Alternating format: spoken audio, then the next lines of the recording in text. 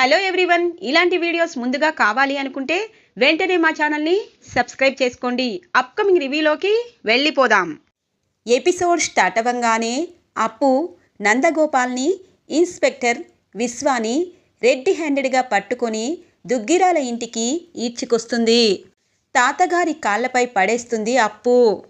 ఒక్కసారిగా దుగ్గిరాల ఫ్యామిలీ అంతా ఉలిక్కి పడతారు. వీడు ఎవడో కాదు, తాతగారు షూరిటీ సంతకం చేసిన తన ఫ్రెండు మనవడు వీడు. వీడి దగ్గర ఆస్తులు ఉన్నాయి. చనిపోయినట్టు డ్రామా చేసి వీడి ఆస్తులతో జలసా చేస్తూ మన కుటుంబాన్ని వీధిలో పడేయాలనుకున్నాడు అని చెప్పి అప్పు చెప్పడంతో బ్యాంక్ అధికారులు ఒక్కసారిగా ఉలిక్కి పడతారు.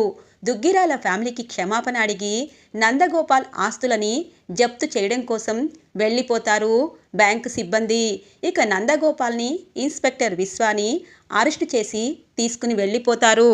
ఎప్పటి నుండో 100 కోట్ల సమస్యకి ఈ రోజుతో పులి స్టాపు పడిపోవడంతో దుగ్గిరాల ఫ్యామిలీ అంతా సంతోషపడతారు. ఇక రుద్రాని అమ్మయ్య, నగలు ఉన్నాయి, ఆస్తులు ఉన్నాయి అని చెప్పి అంటూ ఉంటుంది. ఇందిరాదేవి గారు అలాగే సీతారామయ్య గారు కావ్యని, అప్పుని అలాగే స్వప్నని పొగుడుతూ ఉంటారు. మీ ముగ్గురు మా ఇంటి కోడళ్ళు, ధైర్యలక్ష్మి, సంతానలక్ష్మి, అలాగే మంచి తల్లి, అలాగే ఈ ఇంటికి మహాలక్ష్ములు అని చెప్పి ఇందిరాదేవి సీతారామయ్య గారు ముగ్గురిని పొగుడుతూ ఉంటారు. బావా, మీకు విషయం తెలుసా? ఆ నందగోపాల్ వెనుక ఉన్న నడిపించిన వ్యక్తి ఎవరో తెలుసా అని అంటుంది అప్పు. ఎవరప్పు అని అంటారు రాజ్. ఎవరో కాదు, అనామిక సామంత్. మన కంపెనీని, మన ఇంటిని దెబ్బ కొట్టాలని, మనం రోడ్డు మీద పడాలని ఈ ప్లాన్ అంతా వేసినట్టు ఆ నందగోపాల్ మాకు సాక్ష్యం ఇచ్చాడు అని చెప్పి అప్పు అనగానే, అంటే వీళ్ళు ఎప్పటికీ మారరా అని చెప్పి ఆవేశంగా రాజ్ అక్కడి నుండి అనామిక ఇంటికి బయలుదేరుతాడు. ఇక తన వెనకాలే కావ్య కూడా బయలుదేరడంతో, ఏవండి ఆగండి, నేను వస్తున్నాను, ఆవేశం పనికిరాదు అని అంటూ ఉంటుంది కావ్య. అయినా సరే రాజ్ వినిపించుకోకుండా కారులో అనామిక ఇంటికి వెళ్తూ ఉంటారు. ఇటువైపు కావ్య అప్పుడే క్యాబ్ని బుక్ చేసుకొని ఇక రాజ్ని ఫాలో అవుతూ ఉంటుంది. ఈయనకి ఆవేశం ఎక్కువైంది. ఇప్పుడు ఆ సామంతిని ఏదైనా చేస్తే మళ్ళీ పెద్ద గొడవ అవుతుంది అని చెప్పి మనసులో అనుకుంటూ త్వరగా ఆ కారుని ఫాలో అవ్వు అనగానే, మేడం అది కారు, మంది ఆటో, పైగా సారు చాలా స్పీడ్గా వెళ్తున్నారు అని చెప్పి అంటాడు ఆటో డ్రైవర్. అవును, ఆయనకి కోపం వచ్చినా సంతోషం వచ్చినా ఇదొకటి అని చెప్పి అనుకుంటూ ఉంటుంది. ఇది ఇలా ఉండగా అనామిక సామంత్కి చెప్తూ ఉంటుంది, సామంత్ మనం దొరికిపోతున్నాము. ఎందుకంటే ఆ నందగోపాల్ మన పేర్లు చెప్పేశాడు. కానీ మనది ఏ తప్పు లేదని తప్పించుకోవాలంటే ఆ కళ్యాణ్ని మనం కిడ్నాప్ చేయాలి. అయ్యో అనామిక, నేను ఎప్పుడో కిడ్నాప్ చేసేశాను. ఎందుకంటే ఇక్కడి దాకా వచ్చాక మనం ఇలా చేతులు కట్టుకుంటూ ఉంటే మనల్ని కూడా అరెస్ట్ చేస్తారు. అందుకే కళ్యాణ్ ఇందాకే రోడ్డు మీద కనిపించాడు. మంచి మాటలు మాట్లాడుతూ తనని తీసుకొచ్చి కిడ్నాప్ చేశాను. ఇప్పుడు రాజ్ కావ్య మనమే ఆ నందగోపాల్ వెనక ఉన్నదని తెలిసాక ఇక్కడికి వస్తారు. కళ్యాణ్ని అడ్డం పెట్టుకొని మనపై కేసును విత్డ్రా చేసుకోమంటాము. వాళ్ళ 100 కోట్ల సమస్య పోయినా మన సమస్య మాత్రం పోతుంది బేబీ అని అంటారు సామంత్. పోవడం కాదు, ఆ కళ్యాణ్ని చంపేయాలి. అప్పుడే వాళ్ళింట్లో శోకసంద్రం మునిగిపోతుంది అని చెప్పి అంటుంది అనామిక. అలా అయితే మనిద్దరం మళ్ళీ పోలీస్ స్టేషన్కి వెళ్ళాలి బేబీ అని అంటారు సామంత్. మనం వెళ్ళకపోవడం పక్కన పెట్టు, ఆ కుటుంబం ఎప్పుడు ఏడుస్తూ ఉండాలి. ఇప్పుడు కళ్యాణ్ చచ్చాడు అనుకో, 2 పగలు ఒకేసారి మాజీ భర్త అయిన వాడు పోతాడు, ఆ ఇంట్లో శోకసంద్రం మిగిలిపోతుంది. ఇక కళ్యాణ్ చావుతో ఆ ధాన్యలక్ష్మి పిచ్చి పట్టిన దానిలా దుగ్గిరాల ఇంటి ఆస్తి పాస్తులే కాదు, ఇక దుగ్గిరాల ఇంటిని వల్లకాడు చేస్తుంది. అదే నాకు కావాలి అని అంటుంది అనామిక. అంటే మన కంపెనీకి ఎప్పుడు లాభాలు తెచ్చిపెట్టే ఆలోచన లేదా? ఇప్పుడు ఆ కళ్యాణ్ని మనం కిడ్నాప్ చేస్తే రాజకావ్య వచ్చి మనల్ని దీనంగా అడిగితే కళ్యాణ్ని మనం వదిలిపెడితే మన మీద కేసు పోతుందని నేను ఆలోచిస్తూ ఉంటే ఇంకా వాళ్ళ కుటుంబంపై పగా ప్రతీకారం అంటావేంటి? నీకేమైనా పిచ్చా? ఎప్పుడు నువ్వు మామూలు మనిషిలా ఉండవా, ఒక ఆడదానిలా ఉండవా అని అంటారు సామంత్. ఉండను, నాపై అధికారం చెలాయిస్తే నిన్ను కూడా చంపేస్తాను అనగానే ఒక్కసారిగా సామంత్ షాక్ అయిపోతాడు. ఏంటి, నన్ను కూడా చంపేస్తావా? పోనీలే, ఎప్పటి నుండో ప్రేమించిన నువ్వు, మాజీ భర్త నిన్ను వదిలేసినా నేను నా వైపు తిప్పుకొని పెళ్లి చేసుకుందామనుకుంటే నన్ను చంపేస్తావా? అంటే ఇప్పటిదాకా నన్ను వాడుకున్నావన్నమాట. నాపై ప్రేమ, నా కంపెనీపై అభిమానం లేదు.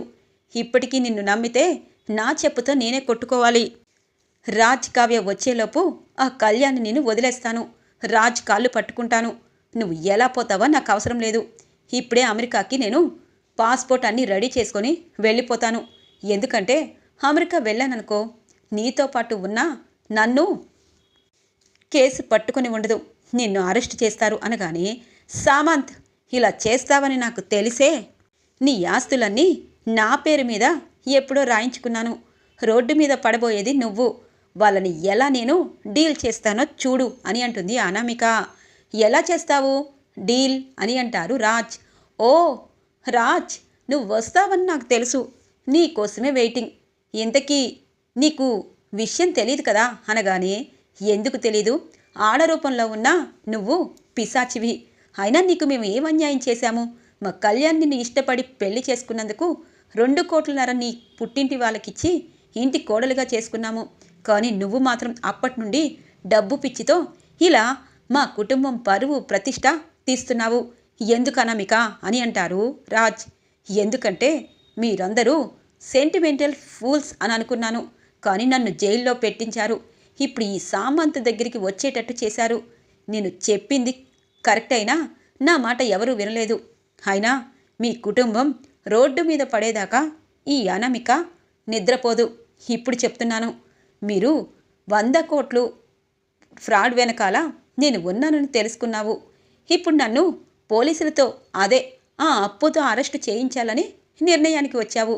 కానీ అప్పు అరెస్టు చేస్తుంది, కానీ దాని మొగుడైనా కళ్యాణ్ దానికి ఉండడు, దూరం అయిపోతాడు, పైకి వెళ్ళిపోతాడు అని అంటుంది. అనామిక, పిచ్చి పిచ్చిగా మాట్లాడావంటే చంపేస్తాను. కళ్యాణ్ ఎక్కడా? కళ్యాణ్కి ఏమైంది అని అంటారు.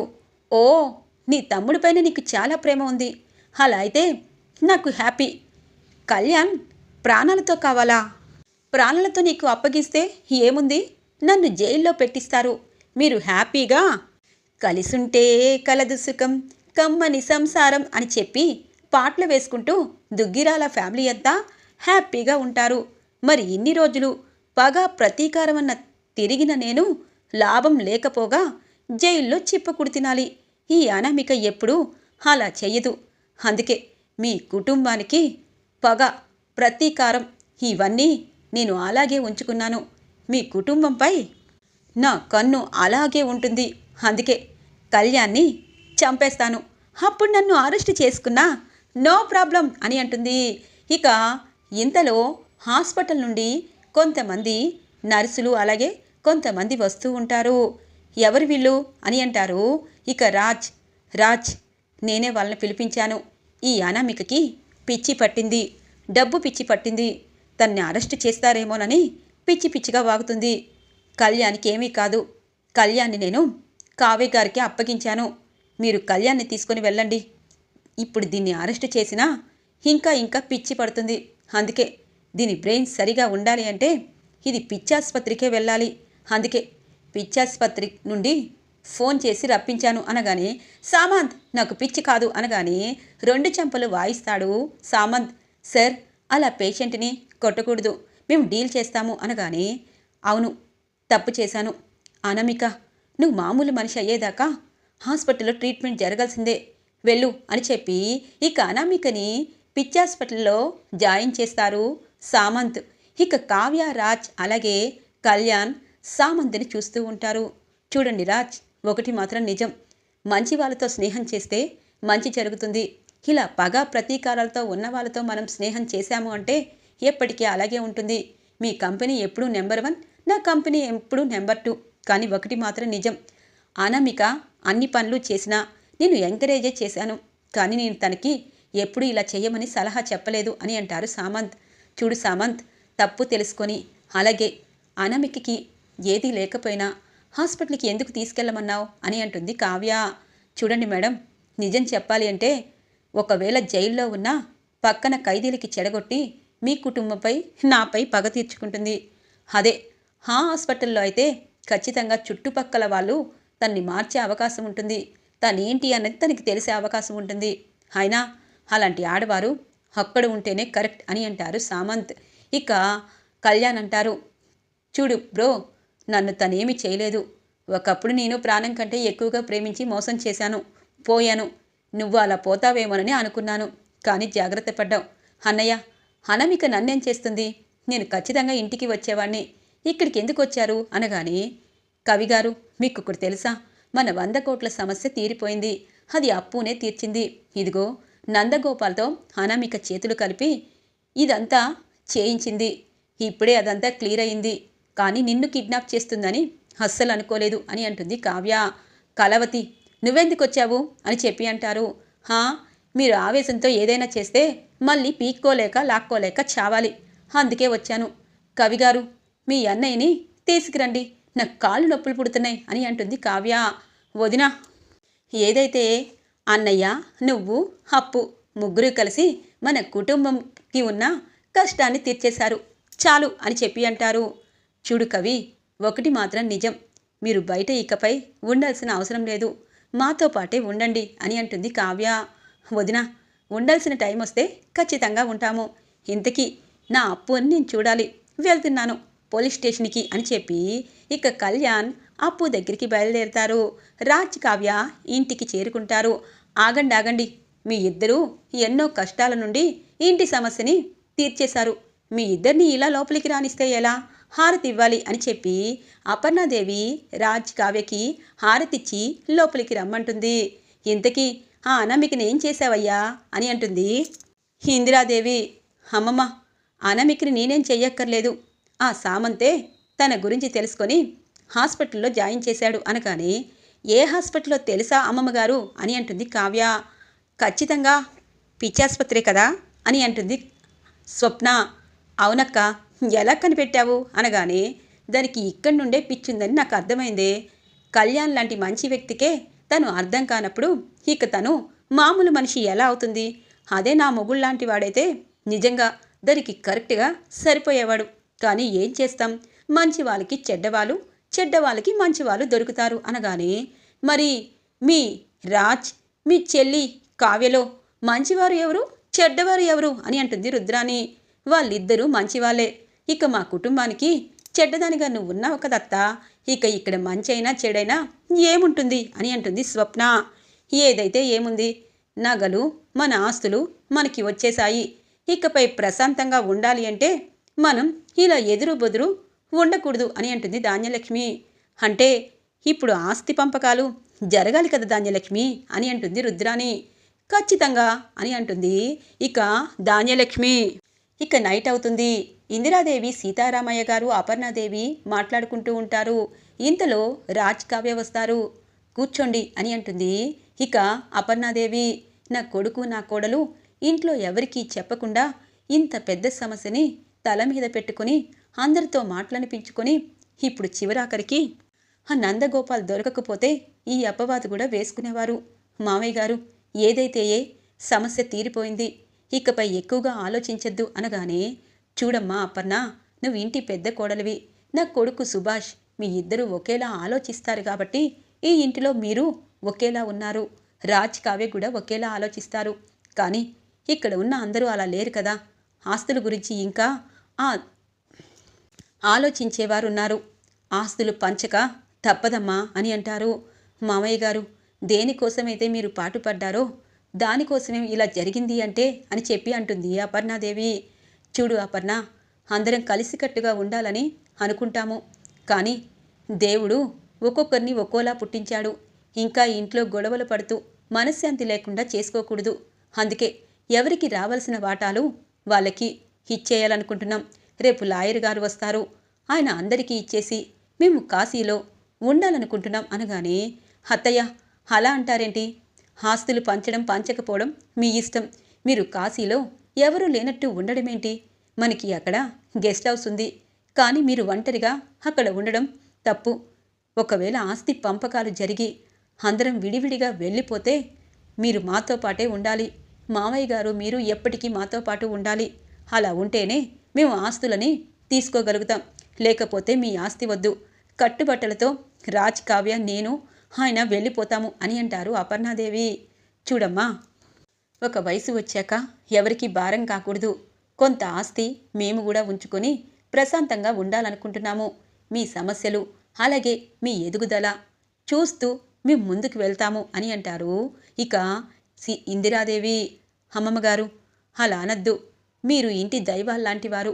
మీరు ఇంటిని విడిచి కాశీలో ఉంటే ఇక్కడ మాకు ఎవరు అన్ని చెప్పిన వారుంటారు, ధైర్యం చెప్పిన వారు ఎవరుంటారు అని అంటుంది కావ్య. ఇక రాజంటారు, తాతయ్య, ఎవరు ఆస్తి కోసం అడగటం లేదు కదా, ఆస్తి పోయిందని బాధపడుతున్నారు తప్ప అని అంటారు. రాజ్, ఈ సమస్యే ఆస్తి కోసం వచ్చింది. ఇంకా ఆస్తిని అలాగే పెట్టుకుంటే ఈ ఇల్లు ఇంకా రణరంగంగా మారిపోతుంది. అందుకే మిమ్మల్ని ఇబ్బంది పెట్టాలనుకోవటం లేదు. కానీ ఒకటి మాత్రం చెప్పండి, మీ ఇద్దరు త్వరలో తల్లిదండ్రులు అవ్వాలని కోరుకుంటున్నాను అని అంటారు సీతారామయ్య గారు. ఇద్దరు ఒకరి ముఖం ఒకరు చూసుకుంటారు. తెల్లగా తెల్లవారుతుంది. లాయర్ గారిని పిలిపించి సీతారామయ్య గారు ఎవరి వాటాలు వాళ్ళకి రాయిస్తూ ఉంటారు. రుద్రాని, ధాన్యలక్ష్మి తెగ సంతోషపడిపోతూ ఉంటారు. అపర్ణాదేవి, సుభాష్, రాజ్, కావ్య, స్వప్న, అప్పు, కళ్యాణ్ ఇలా అందరూ విచారంగా ఉంటారు. ఇక లాయర్ అంటారు, సీతారామయ్య గారు, మీరు ఏ ఆస్తి ఎవరికి ఇవ్వాలి అని క్లియర్గా చెప్పారు. అన్ని ఆస్తుల్ని చూశాము. ఎవరికి వాళ్ళు మీ చేతుల మీదుగా ఇవ్వండి అనగానే, నాన్న నాకు కొంచెం ఎక్కువ ఆస్తినివ్వండి, నేను ఆడపిల్లని కదా అనగానే, నిన్న ఆడపిల్లని కాదు, ఈ ఇంటికి సంబంధం లేదన్నావు కదా రుద్రాని, ఇప్పుడేంటి ఆస్తి గురించి మాట్లాడుతున్నావు? అయినా నీకు మా అంత ఆస్తి ఎందుకు ఇస్తాము అని అంటుంది ధాన్యలక్ష్మి. అదేంటి, నీకు మాతో పాటు సమానమైన ఆస్తా? అది కుదరదు అని అంటుంది ధాన్యలక్ష్మి. ఎందుకు కుదరదు? ఈ రోజుల్లో ఆడమగాని భేదమేమీ లేదు. నాకు మీతో పాటు సమానమైన ఆస్తి కావాలి అని అంటుంది రుద్రాని. ఆపుతారా మీ గోలా? ఆస్తులు పాస్తులు అని చెప్పి మీరు ఇప్పటిదాకా చేసిన గోలా ఇకపై ఆపండి. ఎవరికి రావలసినవన్నీ ఆస్తులు మీ చేతిలో పెట్టాము. ఒకరికి ఎక్కువ తక్కువ అని గోల చేసుకోవాలి అంటే ఇంటి బయటికి వెళ్ళి గోల చెయ్యండి అని అంటుంది ఇందిరాదేవి. ఏంటత్తయ్యా, ఈ ఇల్లు మీ అపర్ణ అక్క పేరు మీద పెట్టారేంటి? గెస్ట్ హౌసు మా పేరు మీద పెట్టారేంటి అనగానే, రెండు ఒకే కాస్ట్, నీకు తెలుసా అని అంటుంది ఇందిరాదేవి. తెలుసు కానీ ఇది కలిసి వచ్చిన ఇల్లు కదా అనగానే, పెద్ద కోడలు పెద్ద కొడుక్కి ఖచ్చితంగా ఈ ఇల్లు ఉండాల్సిందే. అలాగే నాన్నగారి బాధ్యత, ఇటువైపు అమ్మ బాధ్యత, వాళ్ళ బాధ్యత కూడా మనమే తీసుకుందాం అని అంటారు ప్రకాశం. అదేంటి అక్క, బావ, ఈ రాజ్, కావ్య వీళ్ళున్నారు కదా అని అంటుంది. అందుకే ఈ ఆస్తిపాస్తులు ఇలా పనిచేయాలని ఆయన నిర్ణయించుకున్నారు. బావా, మంచి పని చేశావు. ఇప్పటికే ఇలాంటి మాటలు వస్తున్నాయంటే మన ఆస్తి తీసుకొని మనల్ని చూడ్డానికి ఎంత ఇబ్బంది పడుతున్నారంటే ఇలాంటి వాళ్ళు మొఖాలు చూస్తూ మనం ఉండకపోవడమే మంచిది. ధాన్యలక్ష్మి, మేము ఇచ్చిన ఆస్తిని తీసుకొని ఎవరి దారిన వారు వెళ్ళండి. మాకు ఇంత ఇచ్చారు, మాకంత ఇచ్చారు అని అడిగారు అంటే ఉన్న ఆస్తినంతా మేము అనాథాశ్రమానికి రాసేస్తాము అని అంటుంది ఇందిరాదేవి. వద్దొద్దు, రేపు కొత్తింట్లో మేము పాలు పొంగిస్తాము, అప్పుడు మీకు కూడా చెప్తామత్తయ్యా అని అంటుంది ధాన్యలక్ష్మి. అవునమ్మా, నేను, రాహుల్, స్వప్న కూడా కొత్తింటికి వెళ్ళిపోతాము అనగానే, అత్త నీకంత సీన్ లేదు. నువ్వెప్పుడు నన్ను కోడలిగా అనుకోలేదు, నా మొగుడు ఎప్పుడు నన్ను భార్యగా అనలేదు. కనీసం నాకు పుట్టిన కూతుర్ని కూడా నువ్వు ఎత్తుకోలేదు. అమ్మమ్మగారు, తాతయ్య గారు, మొగుడన్న పేరుకే కానీ నన్ను భార్యగా ఎప్పుడూ చూడలేదు. అలాంటి భర్త అత్తతో నేను వెళ్తే ప్రతిరోజు నరకంగానే ఉంటుంది. అపర్ణ ఆంటీ, అంకుల్, రాజ్, కావ్య, ఈ ఇంట్లోనే నాకు చోటివ్వండి. ఈ ఇంట్లోనే నా కూతురు పుట్టింది. ఈ ఇంట్లోనే దాని పెళ్లి జరిగేదాకా నేను ఉంటాను అని అంటుంది స్వప్న. అమ్మ స్వప్న, నీ భర్త మంచివాడైనా చెడ్డవాడైనా మార్చుకోవాలి కదా అని అంటారు ఇందిరాదేవి. మార్చడానికి అక్కడ మా అత్త ఉంది కదా, పూర్తిగా డబ్బు పిచ్చితోనే ఉంటుంది. ఎప్పుడు తన కూతుర్ని నన్ను చూడాలనిపించి నా మీద ప్రేమ ఉంటే అప్పుడే రమ్మనండి, అప్పుడు పూరి గుడిసెలోకైనా వెళ్ళిపోతాను అని అంటుంది స్వప్న. ఇక కళ్యాణ్ అంటారు, నేను వెళ్ళను నానమ్మా, ఎందుకంటే మా అమ్మకి డబ్బు పిచ్చి, ఆస్తి ఉంటేనే సంతోషంగా ఉంటాను అని అనుకుంటుంది. నాకు ఆస్తి వద్దు, అప్పు నేను ప్రశాంతంగానే ఉంటాం. నాన్న ఇప్పుడు చెప్తున్నాను, అమ్మ ఆస్తి తీసుకొని ఎక్కడో హ్యాపీగా ఉంటాను అంటుంది. కానీ నానమ్మ తాతయ్య అలాగే పెద్దమ్మ పెదనాన్న ప్రతిరోజు మనకి కనిపిస్తారా? వాళ్ళని చూడకుండా నువ్వు నేను ఉండగలమా అని అంటారు. ఇక ప్రకాశం బాధపడుతూ ఉంటారు. చూడు ప్రకాశం, భార్య వచ్చాక అమ్మా నాన్న గురించి ఆలోచించడం తగ్గించేస్తారు. అందుకే నీ భార్య మాట ప్రకారమే తనతో పాటు వెళ్ళు. అలాగే ప్రశాంతంగా ఉండండి. రేపటికల్లా మీరు వెళ్ళిపోతేనే మాకు ప్రశాంతత అని అంటారు ఇందిరాదేవి. ఇక రాజ్ కావ్య పాపం తాతగారు అమ్మమ్మగారి వైపు చూస్తూ ఉంటారు. ఇక ముగ్గురు 3 కుంపట్లుగా మారిపోతున్నాయి దుగ్గిరాల ఫ్యామిలీలో. ధాన్యలక్ష్మి, ప్రకాశం, అప్పు అలాగే కళ్యాణ్, రుద్రాని, రాహుల్ ఇలా ముగ్గురు 3 వాటాలు పంచుకొని ఇక ఎవరి దారిన వాళ్ళు వెళ్ళిపోబోతున్నారు. ఇక రేపు వాళ్ళ ఆస్తులతో వాళ్ళకి బయటికి వెళ్ళాక ఏం జరగబోతుంది? ఉన్న ఆస్తులన్నీ పోగొట్టుకోబోతున్నారా? రాజ్ కావ్య బాగా ఎదిగి దిమ్మ తిరిగే షాకు రుద్రాని ధాన్యలక్ష్మికి ఇవ్వబోతున్నారా అన్నది రాబోయే ఎపిసోడ్లో రాబోతుంది. ఈ రివ్యూ నచ్చినట్టయితే లైక్ చేసి సపోర్ట్ చేయండి. Thanks for watching friends.